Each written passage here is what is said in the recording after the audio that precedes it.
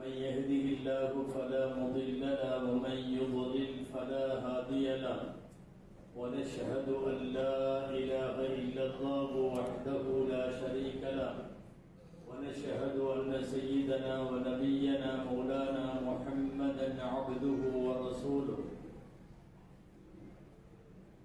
أما بعد، قال الله تعالى في كلامه القديم والفرقان الحميد: أعوذ بالله من الشيطان الرجيم، بسم الله الرحمن الرحيم. وأصلح لي في ذريتي إني تبت إليك وإني من المسلمين. صدق الله العظيم. அளவற்ற அருளாளனும் நிகரற்ற அன்புடையோருமாகிய எல்லாம் வல்ல அல்லாஹ்வின் பெயரால் துவங்குகிறேன். அருமை நாயகம் முஹம்மது ரசூலுல்லாஹ் ஸல்லல்லாஹு அலைஹி வஸல்லம் அவர்களின் மீதும் நற்பாக்கியங்கள் நிறைந்த அவர்களுடைய உம்மத்தின் மீதும், குறிப்பாக இந்த மஜ்லிஸிலே பங்கேற்றிருக்கிற நம் அனைவர் மீதும் எல்லாம் வல்ல அல்லாஹ்வின் நல்லருள் என்றென்றும் நிறைவாக உண்டாவதாக. ஆமீன். அல்லாஹ்வின் பேரருளால் மீலாது தொடர் சொற்பொழிவனுடைய 4வது நாளான இன்று பிள்ளைகள் வளர்ப்பு பெற்றோரே பொறுப்பு என்பது இன்றைய தலைப்பாகும். துஆ செய்வோம். அல்லாஹ் ஜல்ல ஷானஹு தஆலா பயன் தரும் விஷயங்களை பேசவும் நாம் கேட்கவும், அது குறித்து சிந்திக்கவும், வரும் நாட்களிலே செயலாற்றவும் அல்லாஹ் அருள் புரிவானாக. ஆமீன். எல்லாருக்குமே அவர்களுடைய அடுத்த தலைமுறை அல்லது அவர்களுடைய அடுத்த சந்ததி, நம்முடைய மக்கள் மற்றும் பேரப்பிள்ளைகள் எந்த வகையிலேயும் வாழ்க்கையிலே தவறி போய்விடாமல் அவர்கள் காலம் உள்ளளவும் மார்க்க பற்றோடு வாழ வேண்டும் என்கிற ஆசை எல்லாருக்கும் உண்டு. அதற்கு என்ன செய்ய வேண்டும் என நபி ஸல்லல்லாஹு அலைஹி வஸல்லம் சொல்லி இருப்பதை, அல் குர்ஆன் வழிகாட்டி இருப்பதை குறித்து சில விஷயங்களை நாம் இப்போது பார்ப்போம். சந்ததியை குறித்த கவலை, மக்களை குறித்த கவலை எல்லாருக்கும் இருக்கிறது.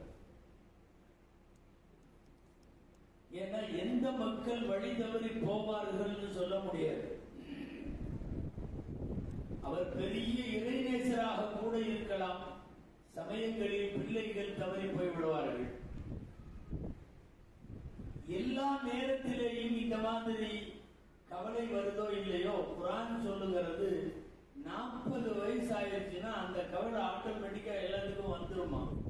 சந்ததி என்னாகுமோ, சந்ததியை கரெக்டா கொண்டு வரணுமே, நமக்கு பின்னாடியும் நம்முடைய மக்கள் சரியா இருக்கணுமே அப்படிங்கிற ஒரு கவலை வருமா. குர்ஆன்ல இப்படி ஒரு ஆயத்து வருது: ஹத்தா இதா பலக 40 சனா, 40 வயதை அடைந்து விட்டால் கால ரப்பி அவுஸிஅனி, அவன் அல்லாஹ்ட்ட துஆ செய்வானா. என்னென்ன துஆன்னு வரும்போது இதுல இப்படி ஒரு துஆ வருது: அஸ்லிஹ் லீ ஃபீ துர்ரியதி, யா அல்லாஹ் என் சந்ததியை சீர்படுத்தி கொடு. பர்டிகுலராகவே 40 வயசுன்னு அல்லாஹ் சொல்றான். எல்லா காலத்திலும் வரலாம் என்றாலும் 40 வயசு வந்த உடனே ஒருத்தருக்கு நமக்கு அடுத்த தலைமுறை அல்லது நாம் பெற்ற மக்கள் சரியான பாதையில் தான் பயணித்து வருகிறார்களா, ஏதாவது தவறி போய் விடுவார்களா என்கிற கவலை வருமா 40 வயசுல. அதனாலதான் திருக்குர்ஆன் கற்றுத் தருகிறது, குடும்பமும் சந்ததியும் சரியாக இருப்பதற்கான துஆ. அதெல்லாம் தெரியும் நினைக்கிறேன். ரப்பனா ஹப்லனா மின் அஸ்வாஜினா வ துர்ரியாத்தினா குர்ரத அயுன் வஜஅல்னா லில் முத்தகீன இமாமா. இது குர்ஆன்ல இருக்கு. இப்போ 19வது ஜுஸுல இந்த துஆவை அல்லாஹ் சொல்லி தர்றான். யார் எப்படி சொல்லி தர்றான் தெரியுமா? இறைவனுக்கு ரஹ்மானுக்கு மிகவும் பிடித்தமான நேசர்கள், ரஹ்மானுடைய அடியார்கள் இப்படி துவா செய்வார்கள். என்ன துவா? எங்கள் மனைவிமார்கள், கணவன்மார்கள், எங்களுடைய அந்த ஜோடியில இருந்தும் வதுர்ரியாத்தினா, எங்களின் சந்ததியையும் எங்களுக்கு கண்குளிர்ச்சியாக ஆகும். கண்குளிர்ச்சிங்கிறது நம்ம புள்ள மாடி வீடு கட்டி வாழ்ந்தா கண்குளிர்ச்சி வராது. அவன் நிறைய லட்சக்கணக்கில் சம்பாதிக்கிறான்னா கண்குளிர்ச்சி வராது. கண்குளிர்ச்சி எப்போது வரும் தெரியுமா? அவன் ஊர் போற்ற வாழுகிறான், எல்லாரும் அவனை நல்லவன் என்று சொல்லுகிறார்கள், அல்லாஹ்விற்கு ரசூலுக்கு பிடித்தமான வாழ்க்கை வாழுகிறான், தப்பு தவறு எதுவும் செய்யறதில்லை, எல்லாத்துக்கும் நல்ல புள்ளன்னு பேரு. இப்பதான் கண்குளிர்ச்சி வரும். வெறுமனே பொருளாதாரத்தை வைத்து மதிப்பிடப்படுவதல்ல கண்குளிர்ச்சி. எவ்வளவு சொத்து வச்சிருக்கார், அவருடைய ப்ராப்பர்ட்டிஸ் என்ன, அவருடைய பேங்க் பேலன்ஸ் என்ன என்பதெல்லாம் பார்த்து வருவதல்ல கண்குளிர்ச்சி. கண்குளிர்ச்சி என்பது தமிழ்ல சொல்லுவாங்க இல்லையா, தன் மகனை சான்றோன் என கேட்ட தாய். என் மகன் நல்லவேன்றது என் காதுல விழுகணும், அதை விட சிறந்த பேரு வேறு எதுவும் இல்லை. அதனால சந்ததிகள் சரியாக வளரணும். இது எல்லாரும் கேட்டாங்க.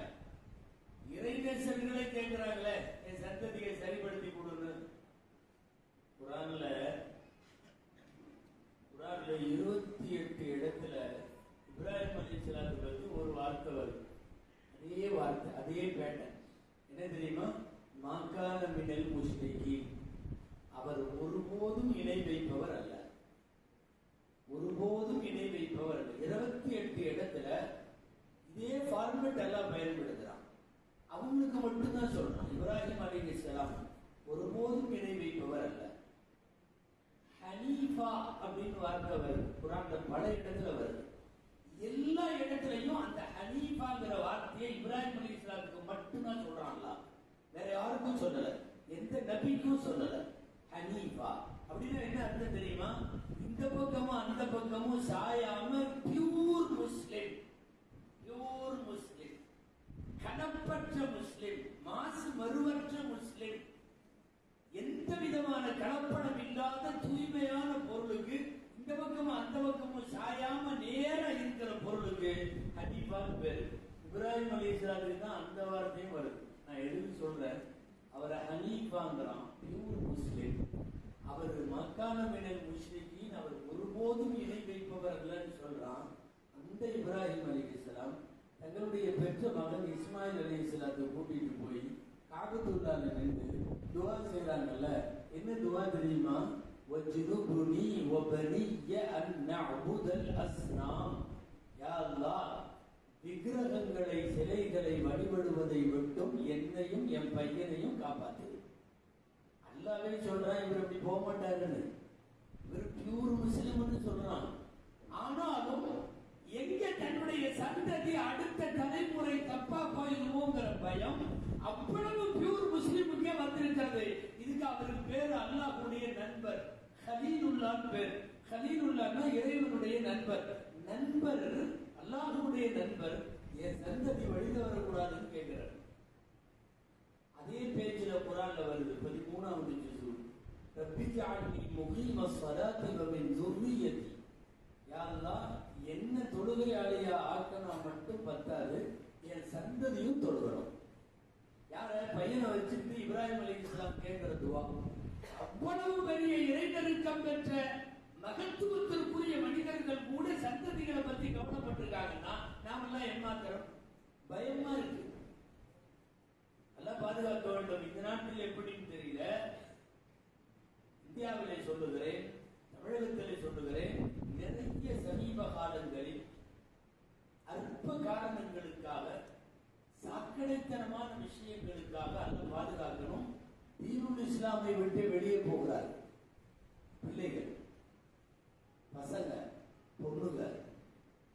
ஏதோ காதல் கத்திரிக்காது இதுன்னு சொல்லி யாரு கூடையாவது பழகி எவன் கூடையாவது போய் எதை வேண்டுமானாலும் இழக்கலாம்.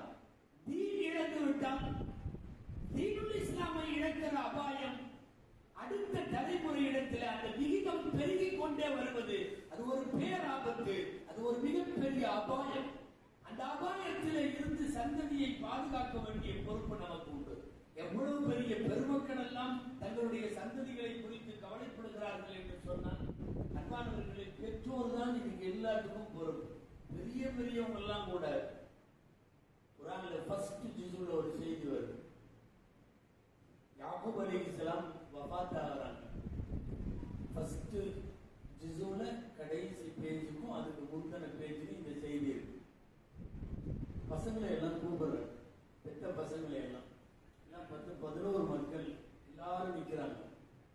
அத்தனை பேர்த்தையும் கேட்கிறாங்க, மா தஅபுதூன மின் பஅதி, எனக்கு பின்னாடி நீங்கள் எப்படி வணங்குவீர்கள், உங்க இபாதத் எப்படி இருக்கும் எனக்கு சொல்லுங்க. ரூபு போகும்போது பொதுவாக காலம் போன கடைசியில் ஒருவர் உலகத்திலே இருந்து விடைபெறுகிற போது அவருக்கு இந்த சிந்தனை வரும், எங்க இந்த வீடு தொழுகை இல்லாத வீடாகி விடுமோ, இந்த வீடு அல்லாஹ் ரசூலுடைய வழியில் இல்லாமல் போய்விடுமோ, அந்த பயம் இருக்கும் இல்லையா?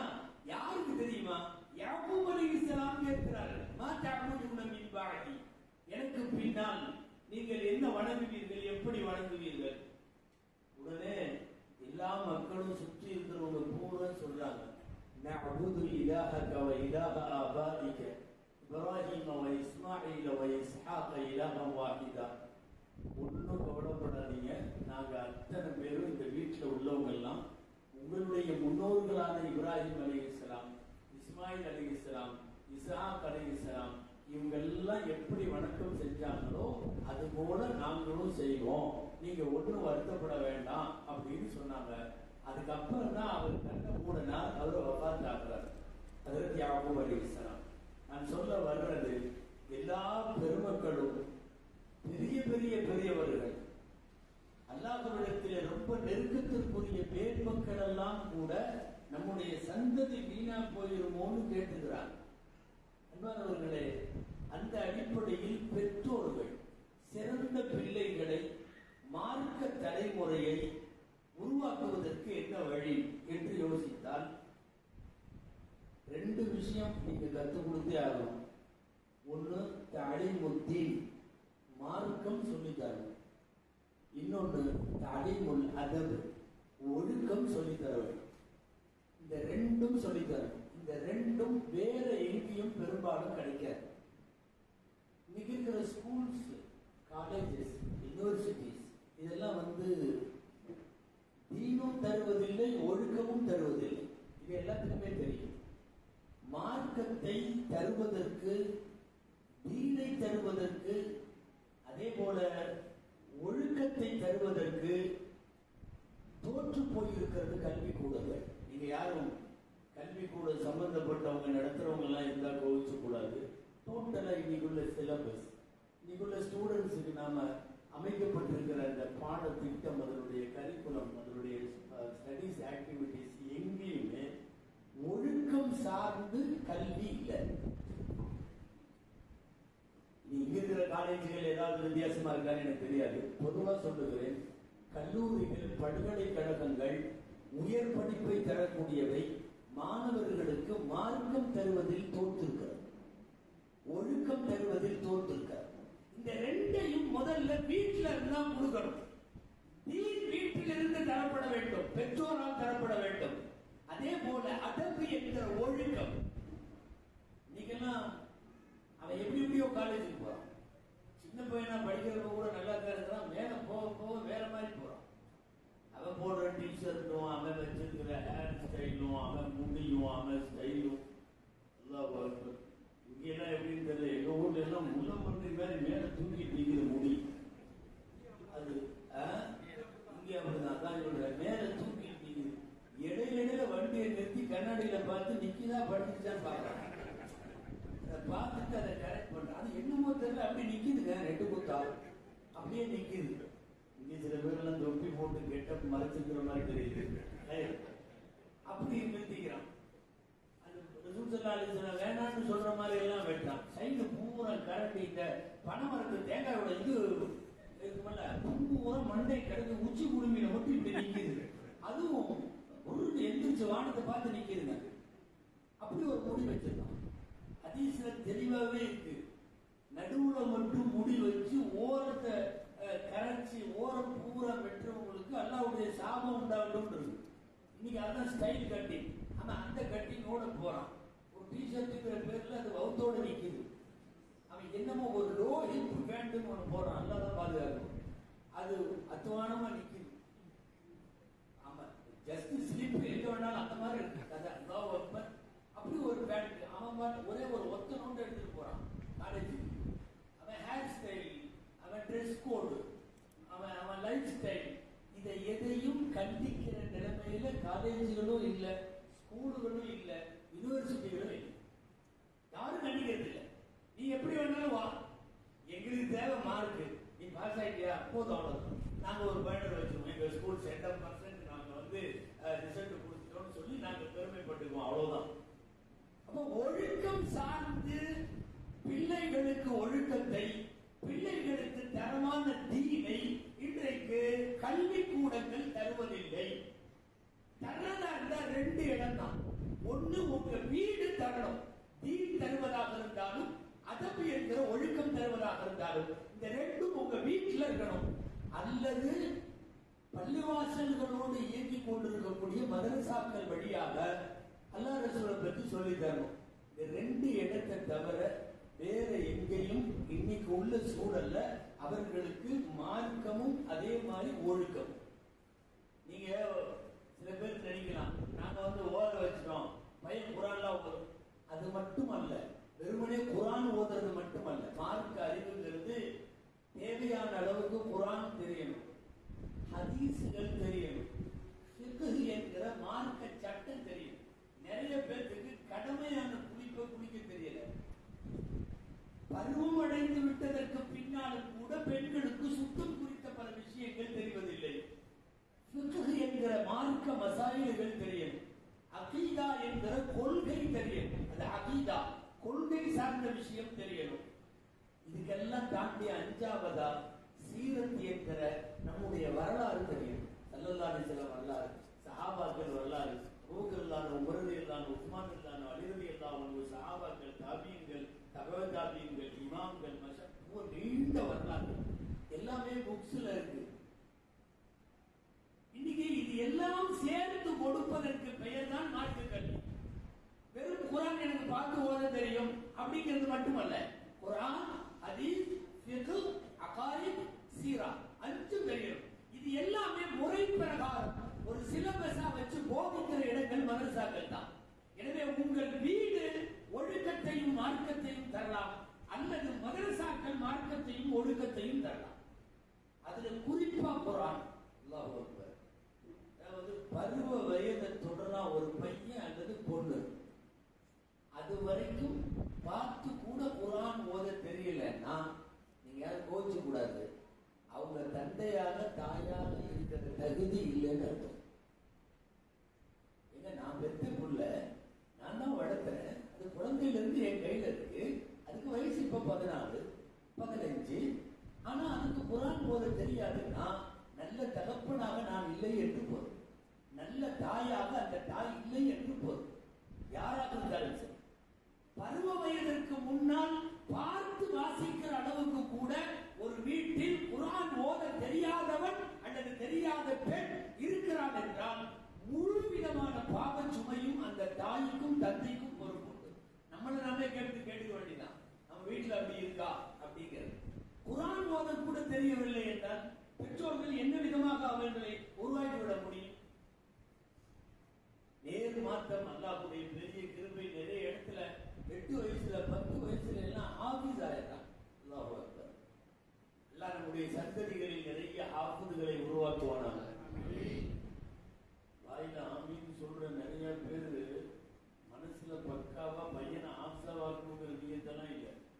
எடுத்த உள்ள கொண்டு போய் எங்கேயாவது இன்டர்நேஷனல் ஸ்கூல்ல விட்டு அவன் அப்படியே போய் அவன் இங்கிலீஷ் பேசுறான், ஜப்பானீஸ் பேசுறான், பிரெஞ்சு பேசுறான், மலாய் பேசுறான், இந்த இளவெல்லாமும் பேசுறான். அரபியை தவிர அரபி மாத்திரம் வரமாட்டேங்குது. எங்கேயாவது சபையில உட்கார்ந்து அவனுக்கு படுற பாடு ஹஸரத் அல் ஃபாத்திஹா அப்படிம்பாரு. இப்படி இந்த பக்கமும் அந்த பக்கமும் திரும்பிட்டு அப்படியே குடிச்சிருவான். இல்லைன்னா போன வர்ற மாதிரி வெளியே போயிடுவான். போத தெரியல. அரபி அறுத்து போட்டாலும் சில பேருக்கு வராது. அதனாலதான் ஒரு அரபி தெரியாதனால தான் மாப்பிள்ளையா வந்து உட்கார்ந்து அஷ்ஹது அல்லா இலாஹ சொல்லு. நீ என்ன நிலைமையில வந்திருக்கீங்கன்னு தெரியல, களிமால் இருக்கு ஆரம்பிச்சு சொல்லியிருக்கேன். அங்கேயும் ஏதாவது அரபி வார்த்தை வந்துச்சுன்னு வைங்கன்னா அவங்களுக்கு அலர்ஜி. அவரு இமாம் உஸ்தாதா இருக்கிறவர் அவர் சொல்லுவார், என்னன்னு, இன்னாருடைய மகள் இந்த பெண்ணை இவ்வளவு ரூபா மகளுக்கு இவர் சாட்சியாக இவர் வக்கீலாக இருந்து உனக்கு முடிச்சு கொடுத்துட்டோம், கபூல் செஞ்சியா? கபூல் இருக்கு அரபி வார்த்தை. அவன் என்னமோ திருதுன்னு முடிக்கிறான். கபூல் செஞ்சியா அப்படின்னா அஜத்தை பார்த்து கபூல் செஞ்சியாங்கிறான். ஏன்னா நீ கல்யாணம் பண்றா அவர் எதுக்கு கபூல் செய்ய? அன்பானவர்களே, அரபு மொழியே தெரியாமல், குர்ஆனை வாசிப்பதற்கு தெரியாமல் நமக்காக இறங்கிய திருமறை, சொல்ல போனா முஸ்லிம்களினுடைய உலகத்தின் ஆக பெரிய சொத்து திருக்குர்ஆன். அந்த குர்ஆனை தொட்டு எடுத்து படிச்சு ஒரு பேஜ் தானா பார்த்து படிக்கிறதுக்கு கூட தெரியலன்னா அப்புறம் நான் என்ன பிள்ளை வளர்த்து என்ன பிரயோஜனம்? அது பெண் பிள்ளையாக இருந்தாலும் ஆண் பிள்ளையாக இருந்தாலும் என்ன பிரயோஜனம்? 8 வயசுல 9 வயசுல இந்த நாட்டில் கூட மலேசியாவில் நிறைய பேர் ஆகிட்டாங்க, இந்தோனேஷியாவில். அதுவும் அந்த பொண்ணுக்கு பார்வை வேற இல்லை. யூடியூப்ல பாருங்க, ஒட்டுமொத்த நாட்டிலேயே குர்ஆன் மனனம் போட்டியில ஃபர்ஸ்ட் பிரைஸ் வந்தது 2 கண்ணும் இல்லை, வயசு 7. என்ன ஸ்பெஷலா செஞ்சாங்க அந்த பிள்ளைய? அதுவும் யாரும் ஒரு பேரண்ட்ஸுக்கு பிறந்ததானே? முடியுமா? முடியும். தாய்மார்கள் இன்னைக்கு ஆம்பளைகளை விட பெண்கள் அதிகமா வந்திருக்கிற மாதிரி தெரியுது. அதனால தாய்மார்களுக்கான சொல்றேன். ஏன்னா உண்மையிலுமே பிள்ளைகளை வளர்க்கறது நம்ம கிடையாது. இவருக்கு அத்தால ரெஸ்டாரண்ட்ல உட்கார்ந்தாருன்னா நைட்டு தான். அதனால வளர்க்கிற இடத்துல இருக்கிறது யாருன்னு கேட்டா முழுக்க முழுக்க தாய்மார்கள் தான். நம்ம பிள்ளை ஆசை ஆக முடியாதுன்னு நினைக்கிறீங்களா? முடியும். சின்ன செய்தி சொல்றேன். அந்த அந்த 8 வயசுல மனப்பாடம் பண்ண பெண்ணுடைய தாயிட்ட கேட்டாங்க, எப்படி உன் பிள்ளை இப்படி ஆசா வச்சு இவ்வளவு சின்ன வயசுல முழு குர்ஆனும் அது அப்படி ஓதுங்க. சும்மா ஒரு பேச்சு சொல்லுவாங்கல்ல, தலை கீழே ஓதுங்க, அது உண்மையாலுமே தலைகீழ ஓது. லம் யகுல் லஹு குஃபுவன் அஹத் லம் யூலத் லம் யலித் அல்லாஹு ஸமத் குல் ஹுவல்லாஹு அஹத். இங்க நேரா ஓதுறதுக்கே பாட்டு பாட முடியாது. பின்னாடி இருந்தெல்லாம் பேஜ் நம்பர் எல்லாம் சொல்லுது, சூரா நம்பர் எல்லாம் சொல்லுது. அல்லாஹ் நம்மளுடைய பேட்டி என்ன தெரியுமா?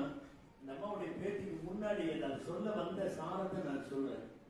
ஒரு குழந்தை கர்ப்பமாகுது இல்லையா, கன்சீவ் ஆன உடனே பெண்களுக்கு குறிப்பா சொல்றேன், குழந்தைக்கு ரூஹு வர்றது 120வது நாள் தான் ரூஹு வரும். அதுவரை வராது. நீங்க தொட்டு பார்த்தா வயிற்ற துடிக்காது. எந்த குழந்தையினுடைய நாடி எதுவுமே இருக்காது.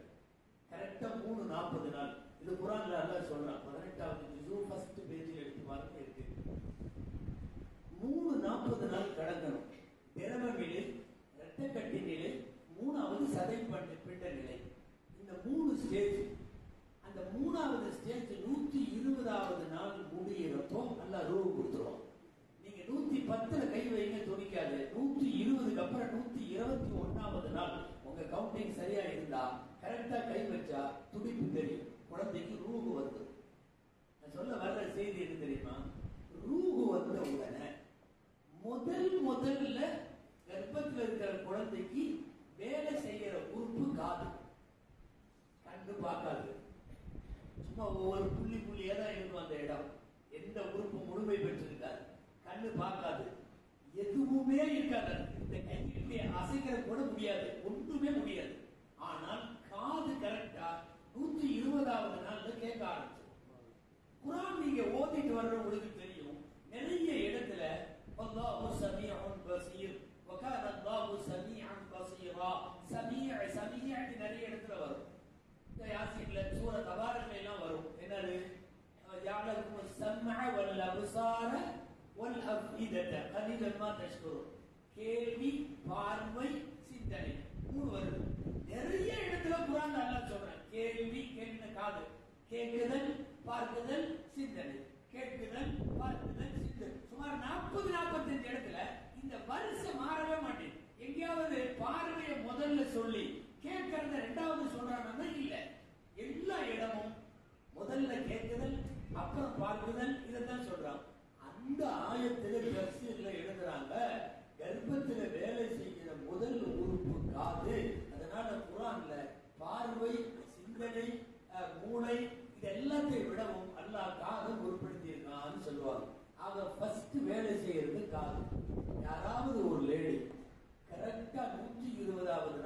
குரானை கையில எடுக்கணும். டெலிவரி ஆகிற வரை நான் ஸ்டாப்பா அதனுடைய வேலை நேரம் போக, தூங்குற நேரம், தொழுகிற நேரம், சாப்பிட்ற நேரம் போக, ஓய்வா இருக்கிற நேரம் பூரா ஒரு புள்ள இதை ஒரு வைராக்கியமா ஒரு சேலஞ்சா எடுத்துட்டு குரான் ஓதிக்கிட்டே வரட்டும். டெலிவரிக்கு அப்புறம் அந்த குழந்தைய நீங்க கொண்டு போய் மருத்துவ விடுங்க, 6 வயசு 7 வயசுல அந்த வயது வந்துடும். காரணம் என்ன தெரியுமா?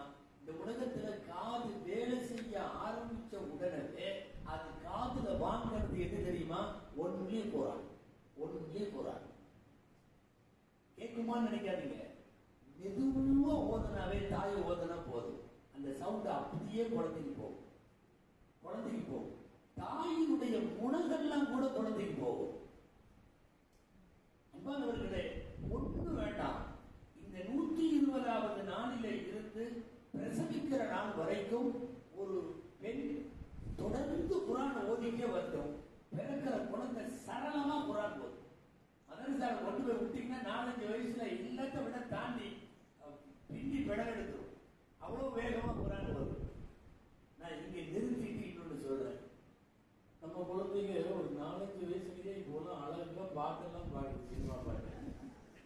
நீங்க என்ன நினைக்கிறீங்க? வயிற்றுல இருக்கிறப்போ நாம அதை மட்டும்தான் பண்ணிருக்கோம்.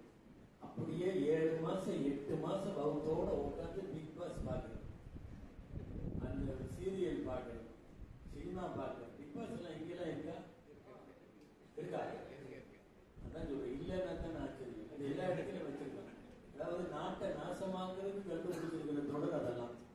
இது பிக் பாஸ் எல்லாம் பூரா குட்டை பாவாடையோட இருக்கும், பூரா ஸ்லீவ்லெஸ்ஸோட இருக்கும், கால் மேல கால் போட்டு தான் உட்காந்து இருக்கும். சமயத்துல கையில சிகரெட்டை வச்சு தம் அடிக்கும். என்ன சொல்ல வர்றாங்க தெரியுமா? இதெல்லாம் இந்த காலத்துல சகஜம். வெளியே வாங்க எல்லாரும், இப்படி பண்ணிக்கலாம். இதுல சிகரெட் பிடிக்கிறதும், ட்ரெஸ் மோசமா போடுறதும், சின்ன ட்ரெஸ்ஸா, இதெல்லாம் தப்பு இல்லை இப்படின்னு ஒரு ஆங்கிலத்துல ஐடியாலஜிக்கல் சொல்லுவாங்க. ஐடியாலஜிக்கல் வயலன்ஸ், அதாவது ஒரு கருத்து உருவாக்கம், ஒரு நடத்தையை வேணும்னே கொண்டு அதெல்லாம் பெரிய தப்பில்லைன்னு திணிக்கிறதுக்கு சில தொடர்கள் கண்டுபிடிக்கிறான், தொடர்கள் ஒளிபரப்புறான். அதுல உள்ளதான் இதெல்லாம். எது? பிக் பாஸ் எல்லாம். நம்ம பூரா உட்காந்து எல்லா பாட்டும் பௌத்திர குழந்தை இருக்கிறப்ப கேட்டா அது வெளியே வந்த உடனே செம்ம டான்ஸ் ஆடுது, செம்மையா பாட்டு பாடுது. இதுல வேற சில பேருக்கு பெருமை, எப்படி பாடுறான் தெரியுமா? அன்பானவர்களே, 7 வயசுல 8 வயசுல ஆபீஸ் ஆக்குவதற்கு ஒரு தாயால் நிச்சயம் முடியும். கர்ப்பத்துல வயசானவங்க எல்லாம் நினைக்கிறாங்க, இதை கொஞ்சம் முன்னாடியே சொல்லியிருக்கலாம்ல, நாங்கெல்லாம் கர்ப்பமா இருக்கிற காலத்துக்கே ஓதி இருப்போம். ஒண்ணு இல்லை, உங்க மகளோ பேத்தியோ சொல்லி கொடுங்க. அத மகளுக்கு சொல்லுங்கள், மருமகளுக்கு சொல்லுங்கள், பேத்திக்கு சொல்லுங்கள். இது குழந்தை தரித்ததில் இருந்து அதிகமாக குரானை ஓதிக்கொண்டே இருந்தால் போதும், நிச்சயமாக சாத்தியப்படும். இப்போ நான் சொல்ல வர்றேன், அந்த கண்டறியாத 8 வயசுக்குள்ள ஆகுசாச்சு அவங்க அம்மா சொன்ன விஷயம் இது என்னன்னு, நான் எப்ப பிரெக்னன்ட்னு சொல்லி எனக்கு தெரிஞ்சதோ அப்ப இருந்து நான் இந்த புள்ள வயிற்றுல இருக்கிற வரையும் நான் குரான் ஓதிட்டே இருந்தேன். எந்த அளவுக்குன்னா, உம்ராவுக்கு போயிருந்தேன், தவாஃபுல இந்த வயிற்றுல குழந்தை இருக்கிறப்ப தவாஃபு செஞ்சு, அந்த தவாஃபுலையும் நான் குரானை ஓதிக்கிட்டே தான் தவாஃப் செஞ்சேன். தவாஃப்ல களிமா தான் ஓதணும், துவா தான் ஓதணும்னு இல்லை, குரான் ஓதலாம். குரான் அப்படியே கையில விரிச்சு வச்சுட்டு அல்லது மனப்பாடம் இருக்கிற சூறாக்களை ஓதிட்டு தவாஃப் செய்யலாம். அப்ப நான் அப்படி பண்ணேன். ஆபீஸ்களாக மார்க்கப்பற்றோடு உருவாகக்கூடிய குழந்தைகளை உருவாக்குறது, வெளியில குழந்தை வந்ததுக்கு அப்புறம் வளர்க்கிற முறைங்கிறது அது அப்புறம். முதல்ல வயிற்றில குழந்தையை தாங்குகிற போதே இதையெல்லாம் தாராளமாக செய்ய முடியும். தலைவில குரான் ஓது அந்த மாதிரி பிள்ளைங்க அங்க தமிழ்நாட்டில் கூட ஒரு பிள்ளை 7 வயசு முடிச்சிட்டாங்களே ஆபீஸாரி, முழு குரான் சோதனை பரீட்சையெல்லாம் வச்சாங்களே, ஜெயிச்சிருச்ச. ஒரு விழாவிட அந்த பெண்ணுக்கு தங்க நாணயம் எல்லாம் பரிசு கொடுத்தாங்க. அந்த விழாவில் நான் பேசுவதற்கு போய் தங்க நாணயம் நான் பரிசு கொடுத்தேன் அந்த பிள்ளைக்கு. 7 வயசுல முடியாதுன்னெல்லாம் இல்லை, இதுக்கு ஒரு சாதாரண குடும்பம் தான். பெரிய எல்லாமே ஆலிம்களா இருக்கிற குடும்பம், அவங்க எல்லாமே ஆபீஸ்கள், அதனால அவங்களுக்கு அப்படியே ஜீன்லயே அதெல்லாம் ஒண்ணும் இல்லை. ஒரு சாதாரண குடும்பத்தில் பிறக்கிற ஒரு பெண், ஒரு குழந்தை முடியும். சொல்ல போனா ஆம்பளை பசங்களை கவனம் நாலா பக்கமும் இருக்கும். பிசினஸ், அது இது, எக்கச்சக்கமான பிரச்சனை, பார்ட்டி, கஸ்டமர், செக், என்னென்னமோ இருக்கும். அதுல பெண்களை பொறுத்தவரை வட்டம் சுருங்கியது, அவர்களுடைய எல்லைகள் சுருங்கியது. ஒன்று கவனம் வச்சாங்கன்னா கரெக்டா அவங்களால மனப்பாடம் செய்வதற்கு முடியும். நிறைய பேர் மனப்பாடம் எல்லாம் எங்கேயோ போயிட்டோம். குர்ஆன் ஓத தெரியாத 40 வருஷமா சில தொழுகையாளிகள் இருக்காங்க. குல்வல்லா மட்டும்தான் ஓடிட்டு. ஆமா, எப்போ முதல் ரகாயத்திலையும் குல்வல்லா, 2வது ரகாயத்திலையும் குல்வல்லா, தெரிஞ்ச இடம்னா குல்வல்லா, வேற சூறாக்களே தெரியாது. நான் அஜிக்கெல்லாம் போயிட்டு வந்தீங்க, அம்மா அங்கேயும் குல்வல்லா தான். மனப்பாடம் செய்யறதுங்கிறது எவ்வளவு பெரிய விஷயம். அதில் சில பேர்லாம் குர்ஆன் மனப்பாடம் கிட்டத்தட்ட 150, 170 இடம், 160 இடம் இருக்கு. முத்தஷாபிஹ்னு சொல்லுவாங்க. ஒரே மாதிரி இருக்கும். ஜஸ்ட் மிஸ் ஆனா வழுக்கிட்டு அங்க போயிடும். இந்த ஜூஸ்ல இருந்து அந்த ஜூஸுக்கு போயிடும். நம்மாடுகளே நிறைய பேர் யாசின் ஓதிட்டு இருக்கிறப்ப தபாருக்கு போயிடுவான். வயக்கூலூன மதா ஹாதல் வஅதி இன் குன்தும் ஸாதிகீன், 2 சூறாலே வரும். யாசின் ஓதிட்டு இருப்பான். يقولون متى هذا الوعد إن كنتم صادقين قل إنما العلم عند الله وإنما أنا نذير مبين. அங்க போயாச்சு. யாசின்ல இருந்து தபாருக்கு தடுமாறாம இதெல்லாம் மனப்பாடம் செய்யணும்னா குழந்தை வயசுல மட்டும்தான், சிறுபிராயத்துல மட்டும்தான் முடியும். குல்யாயுவல் காக்கிறோம் சூறாவை இன்னைக்கு மனப்பாடம் பண்ண சொல்லி பெரியவங்கள்ட்ட சொல்லுங்களேன், நடக்காது. 3 மாசம் ஆனாலும் நீங்க பையன்கிட்ட சொன்னீங்கன்னா நீட்டா ஓதிடுவாங்க. நான் இங்க டெய்லி ஓதுற பசங்களை கேட்கிறேன், அழகா ஓதுறாங்க, முழுக்க ஓதுனாங்க, முசம்மில் ஓதுனாங்க, இன்னைக்கு தாரிக்கு ஓதுனாங்க. அவங்க அம்மா அத்தாவை கொண்டு ஓத சொன்னா ஓதுவாங்களான்னு தெரியல. குல்யாயுவல் காக்கிறோம்னா பெருசா யாரோ ஒருத்தர் முஸ்டால் தொழிலுக்கு வரல போல இருக்கு. இமாம யார் தொழு வைக்கிறதுன்னு யாரோ ஒருத்தர் திடீர்னு ஊர்ல சொல்றேன், உத்தரவுலயே முன்னாடி தள்ளி விட்டாங்க, நீ போய் தொழு வை பகுதிக்குள்ள. சரி, அவர் ஏதாவது சின்ன சூறாவா ஒரு நாள் எடுத்து ஓத வேண்டியதாங்க. அவர் குல்யாயுவல் காக்கிறோம்னு எடுத்து ஓதிக்காரு. ரொம்ப நேரம் ஆகி தொழுக முடியவே மாட்டேங்குது.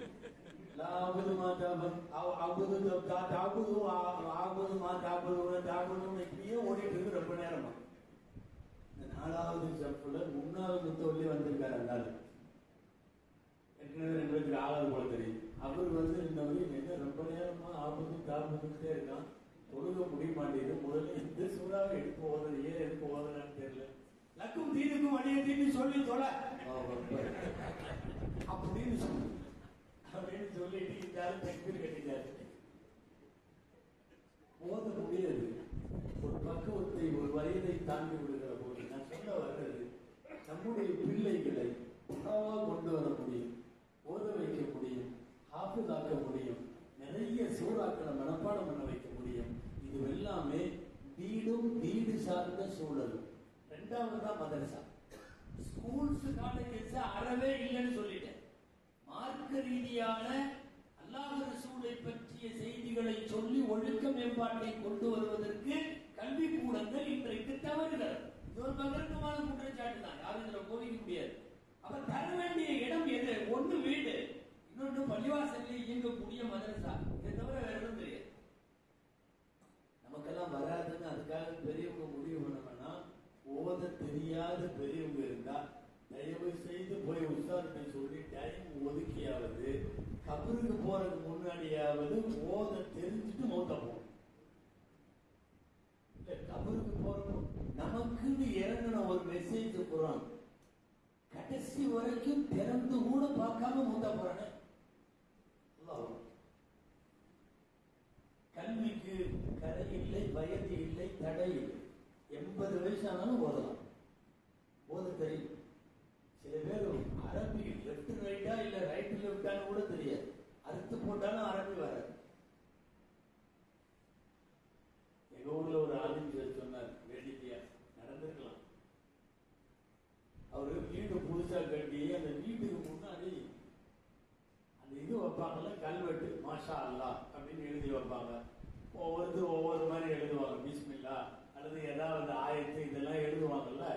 அதுல கல்வியில எழுதி ஒரு நல்ல பல பலன்னு வைக்க போன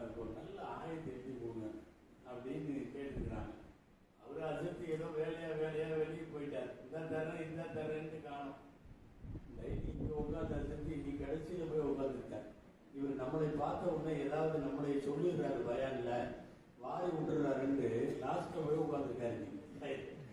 அவர் ஆலிச்சாட்டை ஏதோ கல்லுல எழுதி கேட்டிருக்காரா, இது வேலைன்னு போயிட்டாரு. கடைசியில வீடு திறப்பு விழாவுக்கு வந்து கூப்பிடுறாரு. அதற்கு நிர்வாகி, தலைவர், செக்ரட்டரி, நீங்க ஜமாத்து எல்லாம் வாங்க, வீடு திறப்பு விழா பண்றேன், மத்தியான சாப்பாடுன்னு கூப்பிட்டுருக்காரு. இவங்க எல்லாம் போயிட்டாங்க. போனா வந்தப்போ கூப்பிடுறப்பவே கேட்டுருக்காரு அதற்கு, அம்மா அந்த கல்லு இது எழுதுறதுக்கு ஆயத்து கேட்டீங்களே, நானும் மறந்துட்டேன், நான் வேணா இப்ப தரட்டுமான்னார்.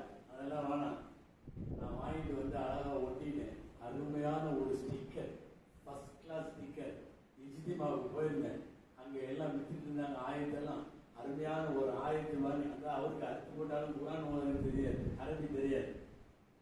ஜிகின்னு அழகா அரபியில ஸ்டிக்கர் கிடைச்சது. நான் வாங்கிட்டு வந்து ஒட்டிட்டேன், நீங்க ஒண்ணு தர வேணாம், வீட்டுக்கு வாங்கன்ட்டார். வீட்டுக்கு போனா வாசல் வரை வந்து அஜருக்கு அதிர்ச்சி ஆகி அப்படின்னு நின்றுட்டாரு. உள்ள போக மாட்டேங்கிறார். ஏன்னா அவ்வளவு அழகான ஜிகின்னு ஸ்டிக்கர் ஒட்டிருக்குது. படிச்சு பார்த்தா, அல்லாஹும்ம இன்னி அஊது பிக்க மினல் குபுஸி வல் கபாயிஸ். ஏன்னா டாய்லெட்டுக்கு போற துவாங்க. இவனுக்கு அரபி தெரியாது, ஸ்டிக்கர் அழகா இருந்துச்சு, அரபியில இருந்துச்சு, போட்டு வாங்கிட்டு வந்து மாட்டிட்டான். அவர் அப்படி ஸ்டன் ஆகி நிக்கிறார். அது இதே நாள் இஸ்திமாவுக்கு போனேன், அங்க பட்டணத்துல அருமையா வாங்கிட்டு வந்து மாட்டிட்டேன்னு இருக்காரு. அஜர்த்து ஏன் நிக்கிறாரு தெரியுமா? இதை ஓதிட்டு உள்ள போனா அதுக்கு பேர் வீடு இல்லை. எங்க இதை ஓதிட்டு எங்க போவோம்? முன்ன அரபியே தெரியாமல் 50 வயசு, 60 வயசு, 70 வயசு நல்லா காப்பாற்றணும். அதாவது இந்த ஒரு துரதிஷ்டம் நம்முடைய சந்ததிகள்ல ஆண் பிள்ளைகளுக்கோ பெண் பிள்ளைகளுக்கோ வந்துடக்கூடாது. சில பேர்லாம் நல்ல மனப்பாட சக்தியில இருப்பாங்க நம்ம பிள்ளைங்க. நாம தான் அதை வந்து அடையாளம் கண்டு பசங்களை கரெக்டா ஐடென்டிஃபை பண்ணி, இவனை ஓத வச்சா இவன் குரான் மனப்பாடம் பண்ணா நல்லா வரும், இந்த பெண்ணுக்கு குரான் ஹாஃபிஸ் ஆக்கணும்னா நல்லா வரும் அப்படின்னு நாம தான் தேர்ந்தெடுக்கணும். பொதுவாகவே கல்வி ஸல்லல்லாஹு அலைஹி வஸல்லம் உருவாக்கிய சஹாபா பெருமக்கள் என்ன நினைக்கிறீங்க நீங்களா? நேரா கொண்டு வந்து விட்டு அடையாளம் பார்த்து பார்த்து தேர்ந்தெடுத்தார்கள். 8 வயசு பையன் கரெக்டா செலக்ட் பண்ணி கொண்டு வந்து சபையில உட்கார வச்சு 8 வயசு சொல்லி கொடுக்க. 50 வயசுக்காரங்க அபூதர்லான உமர்லான உட்கார்ந்துருக்காங்க. இந்த பையனுக்கு 8 வயசு. சல்லாஹு கொண்டு உட்கார வச்சாங்க. நீ உட்கார கேளு. மார்க்கம் சொன்னார்கள், சட்டம் சொன்னார்கள், ஹதீஸ் சொன்னார்கள், தஃசீர்களை சொன்னார்கள். ஒரு நேரம் எப்படி வந்துச்சு தெரியுமா? இவர் 14-15 வயசாக இருக்கிற போது குர்ஆனின் சில ஆயத்துகளின் விளக்கத்தை உமர் ரலியல்லாஹு அன்ஹு அந்த பையனை கேட்டிருக்காங்க. யார்? இரண்டாவது கலீஃபா ஹஜ்ரத் உமர் ரலியல்லாஹு அன்ஹு. முடியுமா? எந்த பசங்கள்கிட்ட இந்த மாதிரி மார்க்க ரீதியாக தீனை, ஒழுக்கத்தை, குர்ஆன் ஹதீஸை தர முடியும் என்று அடையாளப்படுத்தி தேர்ந்தெடுத்தார்கள் அருமைநாயகம் ஸல்லல்லாஹு அலைஹி வஸல்லம். சஃபர்ல பிரயாணத்துல போவாங்க ரசூலுல்லாஹி ஸல்லல்லாஹு அலைஹி வஸல்லம். நீங்க இந்த மாதிரி நான் சொல்ல போற மாதிரி நிறைய சம்பவம் கேள்விப்பட்டிருப்பீங்க. அது இது ஒன்று. நல்ல பசி, ஒண்ணும் இல்லை, ஆடு வருகிறது, மேய்ச்சிட்டு இருக்கான் ஒரு பையன். கேட்கிறாங்க, அபூபக்கர் தான் போய் அல்லாஹ்வுடைய தூதர் முஹம்மது ஸல்லல்லாஹு அலைஹி வஸல்லம் வந்திருக்காங்க, நாங்க எல்லாம் கூட வந்திருக்கோம், எங்களுக்கு சாப்பிடுறதுக்கு ஒண்ணும் இல்லை, இந்த ஆட்டை கூட நாங்க பால் கறக்கிறோம். 8 வயசு பையன். இந்த பையன் திருதிருன்னு முடிக்கிறார். சொன்னாரு, என்ன இது பால் கறக்கிற ஆடு இல்ல, இது மலட்டு ஆடு, பாலெல்லாம் கறக்க முடியாது அப்படின்னு அந்த பையன் சொல்ல.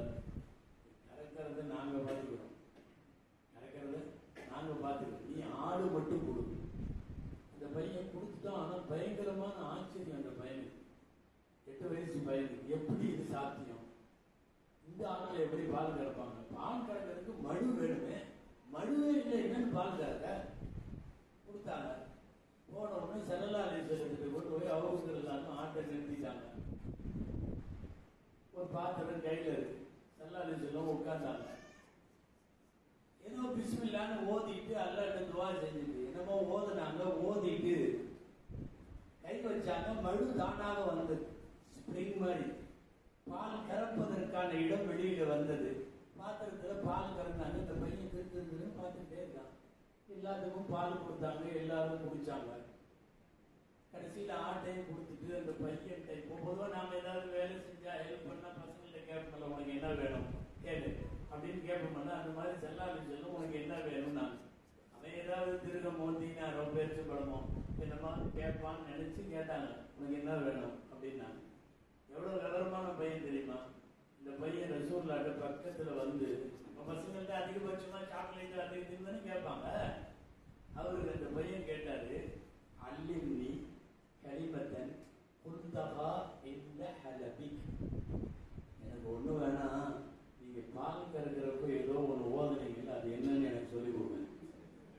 இந்த பையன் விவரமா ஒரு சில வாங்குறதுன்னு முடிவு பண்ணிட்டான். இவர் போயிட்டாலும் இருக்கிற எல்லா ஆட்லையும் கறந்துடலாம். மற்ற ஏதாவது காசு யாராவது கேட்டா இவரு ஏதாவது இத்தனை வெளியே கையில் கொடுத்துட்டு போயிடுவாங்க. அதெல்லாம் வேணாம். அல்லிம்னி கலிமத்தன் குந்தகா இந்த ஹலபி. நீங்க பால் கறக்கிறப்ப என்னமோ ஓதுனீங்கல்ல, அதை சொல்லி போங்க அப்படின்னு கேட்டான். சல்லல்லாஹு சிரிச்சுட்டான். கேட்டான், நீ என்ன ஒரு கற்றுக் கொடுக்கப்பட்ட சிறுவனை போல இருக்கிற ட்ரைன்டு ஸ்டூடெண்டா இருக்க, நீ குலாமுன் முஅல்லம் அப்படிங்கிற அரபி வார்த்தைக்கு அதான் இருக்கும். ட்ரைன்டு ஸ்டூடெண்டா இருக்க நீ. உனக்கு எப்படி 8 வயசுல நீ ஆடு மேய்க்க வேண்டிய ஆள் இல்லை, நீ வாய கூட அப்படின்னு தோல்ல கை போட்டு அந்த பாலைவனத்துல ஆடு மேய்ச்சிட்டு இருக்கிறப்ப கூட்டிட்டு வந்தவங்க தான் பின்னால பெரிய சஹாபி இப்னு மஸ்ஊத் ரலியல்லாஹு அன்ஹு. நிறைய நீங்க நபிமொழிகள்ல புத்தகங்கள்ல இப்னு மஸ்ஊத் ரலியல்லாஹு அன்ஹு படிச்சிருப்பீங்க. அப்துல்லாஹ் இப்னு மஸ்ஊத் ஃபகீஹுல் உம்மான்னு பேர் அவரு. அதாவது இந்த உம்மத்தின் சட்ட மேதை. அவ்வளவு பெரிய ஞானம். நான் சொல்ல வர்றது என்ன தெரியுமா? திறமை இருக்கிற மாணவர்களை, நமது பிள்ளைகளை நாம அடையாளம் கண்டு, இவன் ஆகிறானால், இவன் இப்படி ஆனால், இவனுக்கு இதையெல்லாம் கற்றுக் கொடுத்தால், இந்த பெண்ணுக்கு இந்த விஷயத்தை செய்ய வைத்தால் இவர்கள் மேலே வருவார்கள் என்று அடையாளம் கண்டு அவர்கள் உருவாக்கப்பட வேண்டும். இது சின்னதுல இருந்தே உருவாக்கு. சில பேர்லாம் 10 வயசு ஆனதுக்கு அப்புறம் தான் மதரசா எங்க இருக்குன்னே விசாரிக்கிறான். அரபு நாட்டுல அடிக்கடி சொல்றது, மதீனால கூட இன்னைக்கு வரைக்கும் இந்த பழக்கம் இருக்கு. என்ன தெரியுமா? ஒரு குழந்தை ஓத ஸ்டார்ட் பண்றது எப்ப தெரியுமா? 4 வருஷம் 4 மாசம் 4 நாள். 4 வருஷம் முடிஞ்சிருச்சு, 4 மாசமும் முடிஞ்சிருச்சு. 4வது நாள் அந்த குழந்தைய பக்கத்துல எங்க அடுத்த வீடா கூட இருக்கலாம், பள்ளிவாசலா இருக்கலாம், கொண்டு போய் ஓதுற இடத்துல உட்கார வச்சிருவாங்க. அலிஃபால இருந்து அங்கிருந்து ஆரம்பிச்சு இன்னைக்கும் மதீனால இந்த சிஸ்டம் இருக்கு. இந்த இதுல நம் தமிழ்நாட்டில் இருக்கு, சென்னையில இருக்கு. சென்னையில நாங்க போயிருக்கோம். அது ஒரு செலிப்ரேஷன் மாதிரி பண்ணி அந்த குழந்தைங்க அன்னைக்கு புது ட்ரெஸ்ஸை போட்டுவிட்டு அந்த குழந்தைய மடியில உட்கார வச்சு அதோட விரலை பிடிச்சி ஒரு தட்டுல சர்க்கரை போட்டு அதுல எழுதுவாங்க. அந்த குழந்தையோட விரலை பிடிச்சி அலிஃப் அப்படி அந்த பா இப்படி தா இப்படி போடுவாங்க. சில இடங்கள்ல அந்த குழந்தைக்கு மாலையெல்லாம் போட்டு விட்டுருவாங்க. அந்த அந்த 4 வருஷம் 4 மாசம் 4வது நாள் இது ஒரு ஃபங்க்ஷனா ஒன்று செலிப்ரேட் பண்ணி அங்க சொந்தக்காரங்க அக்கா தங்கச்சி மாமன் மச்சான் எல்லாம் உட்கார்ந்து அது ஒரு சாப்பாடு இதெல்லாம் என்னன்னா உள்ள ஓத ஆரம்பிக்க போகுது அப்படிம்பாங்க. இது இன்னைக்கு பல இடங்கள்ல இருக்கு, பல நாடுகள்ல இருக்கு. நான் எதுக்கு சொல்ல வரேன் தெரியுமா? 4 வருஷம் 4 மாசத்துல கொண்டு போய் அந்த குழந்தை மதரசாவுக்கு போயிடுச்சுன்னா 8, 9 வயசுல எல்லாம் சரளமா குரான் ஓதுற மாதிரி வெளிவந்துடும். 4, 5 வருஷம் ரொம்ப தரவா குரான் வெளியே வந்துடும். நாம இவன் 8th 9th படிக்கிறப்ப தான் விசாரிக்கிறான் மதரசா டைம் என்ன ஏது அப்படின்ட்டு. குழந்தைகளை அந்த பருவத்திலேயே கொடுத்து இதெல்லாம் நான் சொல்றது தலீம் மார்க்கத்தை தர வேண்டிய பொறுப்பு பெற்றோர்களுக்கு உண்டு. 2வது நான் ஆரம்பத்தில் சொன்னது கல்வி தீன் தர வேண்டும், ஒழுக்கம் தர வேண்டும். அடிக்கடி நீங்க கேள்விப்படுற ஹதீஸ், ஒரு பெற்றோர் தன் பிள்ளைக்கு வழங்குகிற அன்பளிப்புகளில் நல்ல ஒழுக்கத்தை விட சிறந்த அன்பளிப்பு வேற எதுவும் இல்லை. வேற எதுவும் இல்லை. நீங்க எத்தனை கோடி வேணாலும் எழுதி வைக்கலாம், நிறைய வீடு வாசல் தோப்பு துறவு ஆட்சி எல்லாம் எழுதி வைக்கலாம்.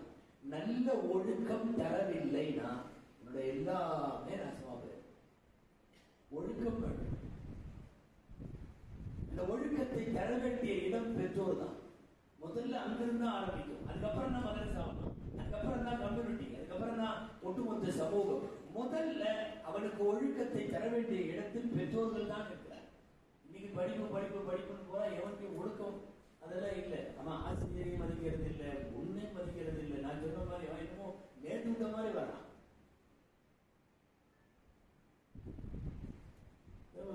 கல்விங்கிறது இன்னைக்கு என்ன ஆயிடுச்சுன்னா நிறைய தெரியணும். நான் 40 புத்தகம் படித்து விட்டேன், நான் 200 புத்தகம் படித்து விட்டேன், நான் 400 இது முடிச்சுட்டேன். நீ என்ன முடிச்சாலும் என்ன, அவ்வளவு படிச்சிருப்பேம்மா. பேருக்கு பின்னாடி பார்த்தா பட்டம் மட்டுமே, அம்புட்டு பட்டம். அவரு எம்டெக், பிடெக், ஆட்டா புட்டா, பிஹெச் என்னென்னமோ படிச்சிருக்காரு. ரோட்ல நின்றுட்டு ஒழுங்குவான், எதையாவது வாங்கி ரோட்ல சாப்பிட்டே போவான். முருவத்து சிலாப்புன்னு வருது மார்க்கத்தில். இதெல்லாம் என்ன சொல்றது, அன்டிசைட் ஃபெலோஸ். இதெல்லாம் நிறைய படிக்கிறது அல்ல. படிப்பு என்பது, கல்வி என்பது ஒழுக்கம் தர வேண்டும். The purpose of education is not information. Purpose of education, கல்வியினுடைய குறிக்கோள் வெறும் தகவல் தெரிவது அல்ல. நிறைய தகவல், எனக்கு 100 இது தெரியும், எனக்கு 300 இது மனப்பாடம். என்ன பண்ண ஒழுக்கம் சார்ந்து இல்லை என்று சொன்னால் இந்த பர்போஸ் அது கல்வியினுடைய தரம் போயிருச்சு. வெறுமனே தகவல் எல்லாம் தெரியுறது மட்டும்தான் அப்படின்னு சொன்னா, நம்மளை விட ஆடு மாட்டுக்கெல்லாம் நல்லா தெரியும். நம்ம நினைச்சுக்கிறோம் அதுக்கெல்லாம் அறிவில்ல, நமக்கு தான் இருக்குன்னு. நம்மளை விட அது அட்வான்ஸா இருக்கு. எது, ஆடு மாடு கோழி குருவி நாய் நரி எல்லாம் நம்மளை விட நல்லா. ஒரு குச்சியை வச்சுட்டு கூப்பிடுங்களேன், ஆட்டை வந்துமான்னு பார்ப்போம். அதெல்லாம் வருது. நம்ம தான் சமயத்துல எது கூப்பிடுறாங்க, என்னமா தந்தாலும் தருவாங்கன்னு போவோம். அது தெளிவா இருக்கும். நீங்க கல்லு எடுக்க வேண்டியது இல்லை, கல்லுக்கு குனிஞ்சாவே நாய் எஸ்கேப், குனிஞ்சாவே போதும், அது போயிடும். ரொம்ப ஷார்ப்பா இருக்கு, அதெல்லாம் அட்வான்ஸ்டா இருக்கு. நம்மளுக்கு தான் தெரியாது. ஸ்மெல் மட்டும்தான் பண்ணும். பார்த்துருக்கீங்களா? பூனை நாய், நீங்க எதையாவது வைங்களேன், நேரம் வரும், ஸ்மெல் பண்ணும். ஆனா அந்த ஸ்மெல் அவ்வளவு பவர் வச்சிருக்கான். நமக்கு இது ஒத்து வராது. போயிடும். ஸ்மெல் பண்ண உடனே கப்புன்னு சாப்பிட ஆரம்பிச்சிடும். இது நம்மளுடைய உணவு. நம்ம தான் ஒண்ணும் தெரியாம என்ன மனம் ரொம்ப நேரம் கொண்டு பார்த்து, சரி எதுக்கும் சாப்பிட்டு பார்க்கலாம் அப்படின்னு வாயில போட்டு தள்ளி 2 நாள் பேதியாகி அதுக்கப்புறம் தான் சாப்பிடணும். தெரியாது நமக்கு. பார்த்த ஒண்ணு கண்டுபிடிக்க முடியுதா? ஒரு பூனைகிட்ட நாய்கிட்ட நரிகிட்ட எல்லாம் இருக்கிற அந்த அட்வான்ஸ்க்கு நம்மள்கிட்ட இல்ல நாலேஜ் எல்லாம்.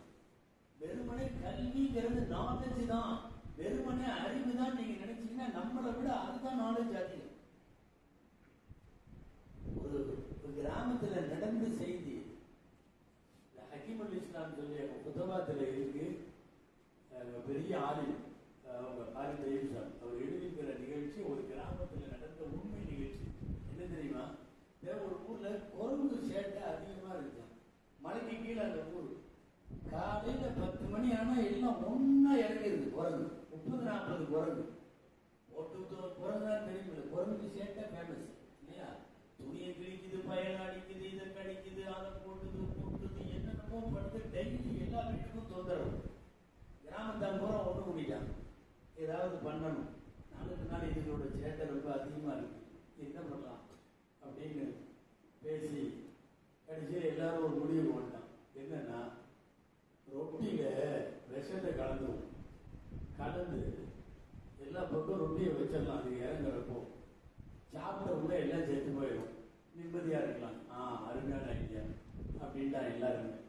மறுநாள் ரொட்டியை சுட்டு எல்லா இடத்துலையும் வச்சுட்டான்.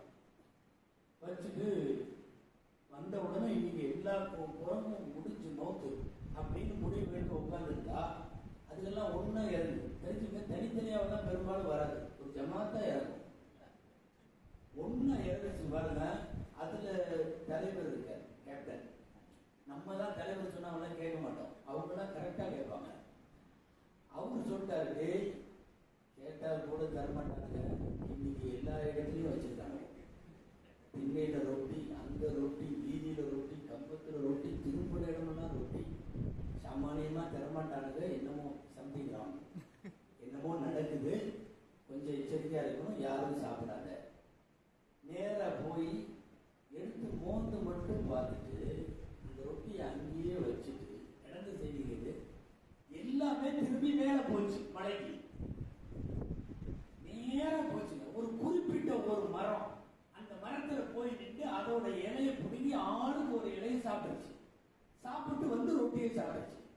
யாரும் மௌத்தாகல, யாரும் மௌத்தாகல. இன்னும் நமக்கு கூட தெரியாது. ஆனா அதுகளுக்கு விஷத்தை முறிக்கும் இலை எதுன்னு தெரியும். எதை சாப்பிட்டா செத்து போயிடும் ஒன்னும் தெரியும், எதை சாப்பிட்டா பொழைச்சுக்கும் ஒன்னும் தெரியும். விஷத்தை அட்வான்ஸா முறிக்கிற ஆற்றல் உள்ள மாதிரி ஆளுக்கு ஒரு இலையை சாப்பிட்டு வந்து நீட்டா ரொட்டியை சாப்பிடு. இந்த ஊர்ல இருக்கிற முறை எதிர்பார்த்துட்டு இருக்கிறான். இன்னைக்கு அநேகமா பூரா முடிஞ்சு யாருக்கும் ஒண்ணு ஆகல. ஊர்ல தான் ஒண்ணு ரெண்டு ஜனாசா, ஒண்ணும் நடக்கல. அதாவது வெறுமனே நாலேஜ் மட்டும்தான் நம்மளை விட குரங்கெல்லாம் கூட பெற்று. வெறுமனே எனக்கு இத்தனை விஷயம் தெரியும்னா நம்மளை விட ஆடு மாடு பெற்று. இது எங்க நமக்கும் அதற்கும் வேறுபாடு? ஒழுக்கமாக நடப்பதில். ஒரு ஆட்டுக்கு டாய்லெட் போறதுன்னு அவசியம் இல்லை, நடு ரோட்லயே. ஒரு விளக்கினங்களில் ஒரு ஜோடி தன் ஜோடியோடு சேர்வதற்கு மறைவிடம் தேவையில்லை. நிறைய விஷயங்கள் குப்பை தொட்டியில வந்து படுத்துக்கும், மாடு அதுவாக படுத்துக்கும், நாம படுத்த முடியாது. எதுவெல்லாம் விலங்குகளிடமிருந்து நம்மை பிரிக்கிறது என்று சொன்னால் அது ஒழுக்கம் தான். எனவே மார்க்கம் தர வேண்டும் பிள்ளைகளுக்கு. அதை விட ரொம்ப முக்கியம் ஒழுக்கம் தர வேண்டும். அந்த ஒழுக்கத்தை பெற்றோரால் தான் தர முடியும், குறிப்பாக தாயால் தர முடியும். தாய் ரொம்ப முக்கியம். உருவாக்கணும்னு வைராக்கியத்தோட ஒரு தாயை உருவாக்கினா உலகமே போற்றுகிற பெரிய ஆளுங்களாக அறிஞர்களாக எல்லாம் உருவாக்கிடலாம். நீங்க எத்தனை பேர் வரலாறு பெரியவங்க வரலாறு படிச்சிருக்கீங்களோ கேள்விப்பட்டிருக்கீங்களோ அவ்வளவு பேருடைய ஹிஸ்டரிக்கு போய் பின்னாடி பாருங்க, அவங்க அம்மா தான் இருக்கும். உலகமே போற்றுகிற ஹதீஸ் மேலே யாருங்க? இமாம் புகாரி. அடிக்கடி கேள்விப்படுறவங்கள இமாம் புகாரி. புகாரி இமாம் எப்படி உருவானாங்க? அவங்க அம்மா தான், வேற யாருமே கிடையாது. சின்ன வயசுலயே போயிட்டாங்க. அவங்க அக்கா சின்ன வயசுலயே போயிட்டாங்க. ரெண்டு பையன், ஒரு பையன் முகமது, ஒரு பையன் அகமது. நேரமாயிடுச்சுனால கொஞ்சம் கடகடன்னு சொல்லி முடிச்சாரு. முகமது ஒண்ணு, அகமது ஒண்ணு, 2 பசங்க. அகமது மூத்தவர், முகமது சின்னவர். 5-6 வயசு இருக்கும் போதே ஆக உயர்ந்த லட்சியம், குறிக்கோள், பயங்கரமான தூர நோக்கு. என் பையன் அகில உலகத்துல பெரிய ஆளிவாகும். கனவு கண்டு அதே மாதிரி நடந்துச்சு. எவ்வளவு தொழுகை, எத்தனை துவா, நல்லா தெரியணும். பிள்ளைக்காக தாய் கையெழுத்தி என் பையனை நல்ல வழியில கொண்டு வான்னு கேட்கிற தாயுடைய துவா கண்டிப்பா கபூலாகும், கண்டிப்பா கபூலாகும். புகாரிக்கு 6 வயசுல பார்வை போயிடுச்சு. பார்வை இல்லை. பொதுவாக அந்த காலத்துல எல்லாம் அம்மை இம்மை ஏதாவது வந்தாலே கண்பார்வை போயிடும். கண்பார்வை போயிடுச்சு. அழுது அழுது அழுது ஒவ்வொரு நாளும் தஹஜ்ஜுதுல கையேந்துறாங்க. இமாம் புகாரியுடைய தாய், பையனுக்கு பார்வை கொடு, பார்வை கொடு, பார்வை கொடு. ஒரு நாள் கனவுல ஹஜ்ரத் இப்ராஹிம் அலைஹிஸ்ஸலாம் கனவுல பார்க்கிறாங்க. கனவுல இப்ராஹிம் அலைஹிஸ்ஸலாம் பேசுறாங்க. அல்லாஹ்ல பதிவாயிருக்கு. யஹாதிஹி ரத்தல்லாஹு பஸர இப்னிகி பிகத்ரதி துஆஇகி. யஹாதிஹி இவளே அப்படின்னு அர்த்தம். யஹாதிஹி இவளே, அல்லாஹ் உன் பையனுக்கு தூங்கிட்டு இருக்கிறான். பையன் உன் பையனுக்கு பார்வை கொடுத்துட்டான், உன்னுடைய துஆவின் காரணமாக கொடுத்து விட்டான். 2 பேரும் தூங்கிட்டு இருக்கிறாங்க, முகமது அகமது 2 பேரும். போய் எழுப்புனா பார்வையோடு இருக்கிறார், பார்வையோடு இருக்கிறார்.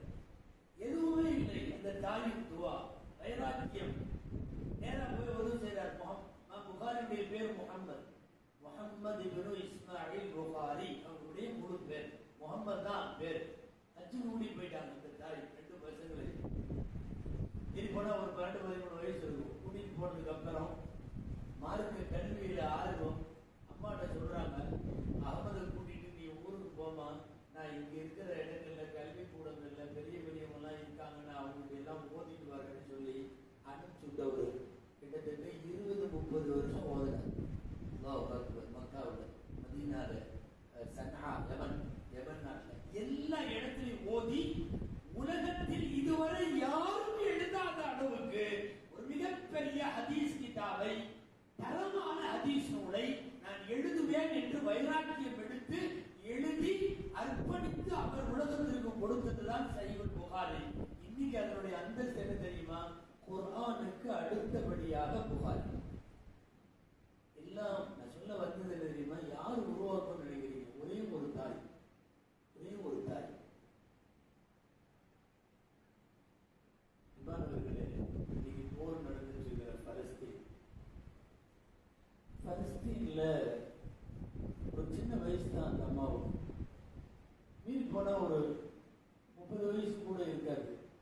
2 வயசுல கை குழந்தை, கணவர் மவுத்து. தனியா எத்தீமா குழந்தைய வச்சிருக்கு பையன், ஒரு பேரும் முகமது. என்ன கனவு தெரியுமா? கணவன் மவுத்தா போனாலும் நான் இனி எல்லாம் கல்யாணம் பண்ண மாட்டேன், நான் இனி என் பிள்ளைய வளர்த்து ஆளாக்குவேன், உலகமே போற்றுகிற பெரிய அறிஞனாக என்னுடைய மகன் வாரு கனவு. சரி, போய் அந்த ஊர்ல விசாரிக்க காசு இல்லை, ரொம்ப ஏழையான குடும்பம், கணவரும் போயிட்டாரு. விசாரிக்குது, என் பையனை நான் பெரிய அளவுல நான் வந்து மார்க்க மேதையை ஆக்கணும், நான் என்ன பண்றேன்? யாரும் சொல்லியிருக்காங்க, மக்காவுக்கு போயிரு, அந்த காலத்துல மக்காவுக்கு போயிரு, இங்க பயங்கரமான இல்பு கல்வி எல்லாம் இருக்கு, மார்க்க அறிவுலாம் இருக்கு, நீ போயிட்டுன்னா அங்க உன் பையன் பெரிய ஆளாயிருவான். கிளம்பிருச்சாங்க அம்மா. அவங்கள்ட்ட இவங்கள்ட்டையும் தெரிஞ்சு அந்த காலத்துல வாணிப குழு போகும், அந்த குழுவுல போய் மக்கால இறங்கி பையனை கொண்டு போய் கொஞ்சம் அங்க வளர்த்து பக்குவம் வந்து ஒரு 5 வயசு 6 வயசு ஆன ஒண்ணு விட்டுருச்சு மதரசாவி. அல்லாஹ் வீட்டுல மக்காவுடைய வீட்டுல பாத்திரம் தேய்க்கிற வேலை, வீட்டு வேலை செஞ்சு கொடுக்கறது, கூட்டி வடிச்சு பெருக்கி பாத்திரம் எல்லாம் கழுவி கொடுத்தா கொஞ்சம் காசு கொடுப்பாங்க. அது வந்து தனக்கும் கல்வி கற்றுக் கொண்டிருக்கிற தன் பையனுடைய செலவுக்குன்னு வச்சிச்சு. 5 வருஷம் ஓதுனார். இந்த பையனுக்கா விவரம் வந்து 10-11 வயசு ஆன உடனே இனிமேல் நம்ம வந்து மார்க்கெட்ட கல்வியை படிச்சுக்கிட்டு அம்மா வேலை பார்த்துக்கிட்டு வீடு வீடா அதெல்லாம் வேணாம், அம்மாவுக்கு போய் ஹெல்ப்பாக இருக்கலான்னு போனால் அந்த அம்மா சொல்லுது, என்னால் இன்னும் வீட்டு வேலையெல்லாம் செய்ய முடியும், ஆண்டவன் எனக்கு திரகாத்திரம் கொடுத்துருக்கான், எல்லாரும் சொல்றாங்க மதீனாவில் போய் ஓதுனா நல்லதாமா, நீ கொஞ்சம் அங்கே போயிட்டு வா. அங்கே 5 வருஷம் 10 வருஷம் தாயை பார்க்கறது கூட வர மாட்டாங்க. நம்மள மாதிரியா எப்பவுமே ஆன்லைன்ல இருக்கும். அதுவும் அவங்க அம்மா சட்னி அரைக்கிறதுல இருந்து எல்லாமே பூராமே ஆன்லைன்ல போயிட்டு இருக்கு இல்லையா, ஒண்ணுமே இல்லை. கொண்டு போய் விட்டு அங்க 10 வருஷம் முடிச்சுட்டு வந்தார். இந்த அம்மா இன்னும் வேலை செஞ்சுட்டு இருக்கு, முடிவோட வந்தார். இனி நாம போய் அம்மாவை உட்கார வச்சு சாப்பாடு போடணும் அப்படின்னு இந்த அம்மா சொல்லிச்சு. நான் இங்க எல்லா பெரிய பெரிய ஆளுங்கள்ட்ட விசாரிச்சுட்டேன், யமன் ஒரு இடம் இருக்கு, அங்க சன்னான்னு ஒரு இடம் இருக்கு, அங்க போனா பெரிய ஆலயமாயிரலாமாமா, அங்க அப்படி உள்ளவங்க 1-2 பேர் இருக்காங்களாம் ஹயாத்தோட, நீ அவங்கள்ட்ட போய் ஓதிட்டு வா. 3 வருஷம் யமன் முடிச்சுட்டு வந்துட்டார். ஒவ்வொரு தடவையும் போகக்கூடாதுன்னு நினைப்பாரு, இந்த அம்மா போக வச்சிடும். இந்த அம்மாவுக்கும் வயசாயிடுச்சு. வந்த உடனே இந்த அம்மா சொல்லுது, இன்னும் ஒரே ஒரு இடம் மட்டும் போயிட்டு வந்து, நான் இனிமேல் ஒரு எங்கேயும் போக சொல்லவே மாட்டேன், நான் இந்த எப்படியாவது கஷ்டப்படுகிறேன் போயிடு. எங்கன்னா ரொம்ப பெரிய உயர் கல்வி எல்லாம் பகுதாதுல இருக்குதான். பகுதாதுக்கு போகாம என்ன ஓதுனாலும் முழுமை அடையாதுன்னு சொல்றாங்க. அதனால நீ பகுதாதுக்கு போயிட்டு வருது அப்படின்னு சொல்லுது. போனாங்க பகுதாது. 7 வருஷம் போறதுன்னு தான் அங்க சொல்லிச்சு. அங்க போனா நிலவரம் வேற. என்னன்னா, இவரின் அறிவாற்றலை இவருடைய ஞானத்தை பார்த்து அங்க எல்லாம் கற்றுக்கொள்ளுவதற்கு வரிசையில் நிக்க ஆரம்பிச்சிட்டாங்க. பெரியவங்க யாருக்கையாவது வயசானவங்க போய் காலையில கொஞ்ச நேரம் இவர் ஓதுவாரு, சாயந்தரம் பாத்தீங்கன்னா இவருக்கு ஓதுறதுக்கு பெரும் கூட்டம், ஆயிரக்கணக்கான பேர். அப்படி பெரிய அறிஞர் இப்படி பெரிய அறிஞர் எல்லாரும் பேசி அரசர் காட்டுக்கு போயிடுச்சு. நான் நேற்றுக்கு கூட வரலாறு சொன்னேன்ல, சுபைதா அம்மாவோட கணவர் யாருன்னு சொல்லுங்க பார்ப்போம், ஹாரூன் ரஷீத். இந்த பக்கம் ஃபர்ஸ்ட் செவ்ல மட்டும் சத்தம் வந்திருக்கு, உங்களின் மேலான கவனத்திற்கு சொல்லுகிறேன். சரி, ஹாரூன் ரஷீத் பாதிச்சானா அரசர். அப்போ இப்படி ஒருத்தர் பாடம் நடத்துறாராமா, அபாரமா, கூப்பிடு பாவர அப்படின்ட்டாங்க. அரசர் கூப்பிட்டா 2 பேரும் கவிதை படிச்சாங்க, தங்க காசு அள்ளி கொடுத்துருவாரு. தங்க காசு வீணாரு கொடுத்துருவாங்க. இவ்வளவு பெரிய ஆளுநர் போயிருந்து கொஞ்ச நேரம் பேசுறதுக்கு அப்புறம் ஒரு பள்ளி நிறைய பொற்காசு, பூரா தங்க காசு. அந்த அம்மாவுக்குள்ள 5 தலைமுறையும் சாப்பிடலாம். அவ்வளவு பெரிய மூட்டையை கொடுத்துட்டாரு. வாங்கிட்டு நேரா திரும்பி வர்றாங்க. இந்த செய்தி வேற ஆளுகளுக்கு எல்லாம் தெரிஞ்சு முதல்லயே மக்காவுக்கு வந்து ஒரு குழு ஷமீமா அந்த முகமது வந்துட்டே இருக்கிறார்.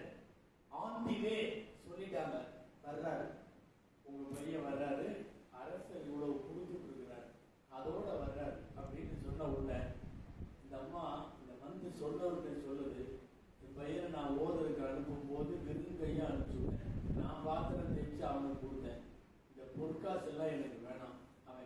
நம்பிக்கையோட வந்தா போதும். மக்காவின் வாசல்லையே உள்ள ஏழைகளுக்கெல்லாம் பிரிச்சு கொடுத்துட்டு அவனை வெறுங்கையா வர சொல்லுங்க அப்படின்னு சொன்னாரு. அதே மாதிரி வந்தான். நான் சொல்ல வர்றது, இன்றைக்கு உலகமே போற்றுகிற சட்ட மேதை இமாம் ஷாஃபிஈ ரஹ்மத்துல்லாஹி அவங்க பேர் முகமது ஷாஃபிஈ. உலகம் முழுக்க மலேசியாவின் பெரும்பாலான பேர் ஷாஃபி தானே. 50 கோடி பேர், 50 கோடி பேருக்கு மேல ஒரு இமாமை பின்பற்றி தான் அவங்க எல்லாம் நடக்கிறாங்க.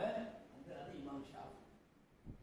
இந்த முஹம்மது அல்லது புகாரியுடைய பேர் அந்த முஹம்மது, இவங்களை எல்லாம் உருவாக்குறதற்கு பின்னாலே தந்தைகள் கூட பங்களிப்பு செய்யவில்லை. சின்ன வயசுல இறந்து போயிட்டதுனால தாய்களால் உருவாக்க முடிந்தது, உருவாக்கினார். கையை எடுத்து அம்மா துவா செஞ்சுட்டா கொடுத்தது, அவ்வளவுதான். நல்லா கபூல் ஆகிடும். என் குழந்தைக்கு தண்ணி இல்ல, பசிக்கு அழுகுதுன்னா குழந்தை காலில இருந்து பூமியை பொத்துக்கிட்டு தண்ணி வந்துச்சா இல்லையா? யாருடைய துவா? அந்த அம்மாவுடைய துவா, ஹாஜராவுடைய துவா. என் குழந்தை பசிக்கு அழுகுது, என் குழந்தைக்கு கொடுத்தா குழந்தையின் காலடியில இருந்து தாயின் துவா பிள்ளைக்காக கேட்டால் நல்லா உருவாக்கி தருவோம். சிறந்த கல்வியாளர்களாய், சிறந்த ஒழுக்க சீலர்களாய் என் பிள்ளைகளை உருவாக்கி தாருங்கள் என்று பெற்றோர்கள் கேட்க வேண்டும். எனவே கல்வி கூடங்களையும் பள்ளிக்கூடமோ பல்கலைக்கழகமோ அல்லது எங்கேயாவது போற போக்குல அவங்களா தெரிஞ்சுக்குவானுங்கெல்லாம் வேண்டாம். உங்கள் வீடுகள் முதலில் தீன் போதிக்கிற இடமாக மாறட்டும். அதே போல ஒழுக்கம் போதிக்கிற இடமாக மாறட்டும். எல்லாம் இடத்தில் துவா செய்வோம். அல்லாஹ்வுடைய ஷானஹு தஆலா நம்முடைய அடுத்த சந்ததியை, வளரும் நம்முடைய தலைமுறையை ஆண்களானாலும் பெண்களானாலும் மார்க்க பற்றுள்ளவர்களாய், காலம் முழுக்க தொழுகையாளிகளாய், காலம் முழுக்க குர்ஆன் ஓதுகிற பிள்ளைகளாய், அல்லாஹ் ரசூலுடைய நெருக்கத்திற்குரிய பிள்ளைகளாய் அல்லாஹ் நம்முடைய தலைமுறையை ஆக்கி தருவானாக. ஜஸாக்குமுல்லாஹ் வ ஆஃபிரு